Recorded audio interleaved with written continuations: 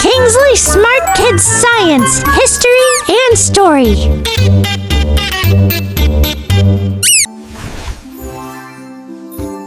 Mengapa air laut asin?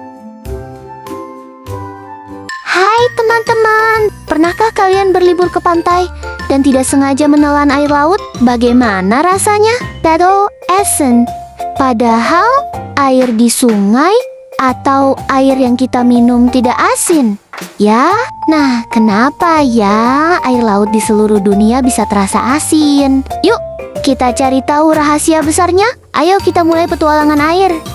Dari atas, semuanya berawal dari air hujan. Air hujan itu turun dari langit dan bersifat sedikit asam, seperti cuka, tapi sangat ringan. Ketika air hujan ini turun ke bumi, ia akan bertemu dengan tanah dan bebatuan di daratan. Bayangkan, bebatuan itu seperti permen keras yang perlahan-lahan larut. Air hujan yang sedikit, asam itu mulai mengikis dan melarutkan mineral dan garam yang ada di dalam batuan. Mineral dan garam yang larut ini kemudian ikut terbawa oleh aliran air, membentuk sungai-sungai kecil. Sungai-sungai ini ibarat jalan raya air. Mereka terus mengalir, membawa serta mineral dan garam yang sudah mereka kumpulkan dari bebatuan. Semua sungai di dunia, mau yang besar atau yang kecil, akhirnya akan bermuara atau berakhir di lautan. Setiap hari selama jutaan tahun,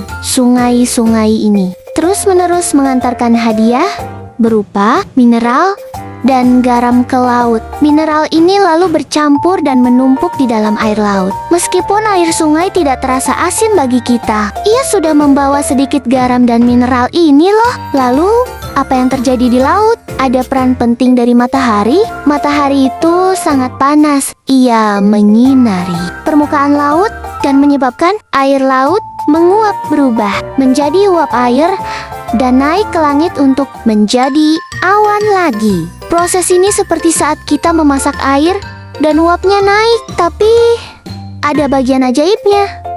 Ketika airnya menguap, garam dan mineral yang asin itu tidak ikut menguap. Mereka tetap tinggal di laut. Jadi, bayangkan airnya diambil, tapi garamnya ditinggalkan. Lama-kelamaan, garam yang tertinggal ini makin banyak dan menumpuk, membuat air laut jadi sangat asin. Selain dari sungai, ada juga sedikit garam yang berasal dari dasar laut, yaitu dari gunung berapi bawah laut dan rekahan panas di dasar laut. Saat air laut meresap ke rekahan ini dan dipanaskan oleh panas bumi, terjadi reaksi kimia yang melepaskan lebih banyak mineral dan garam ke dalam air laut. Jadi, teman-teman, air laut asin itu bukan karena urin ikan ya. Itu karena dua hal utama. 1. Mineral dari bebatuan di darat yang terbawa oleh sungai. 2. Penguapan air laut oleh matahari yang meninggalkan garam.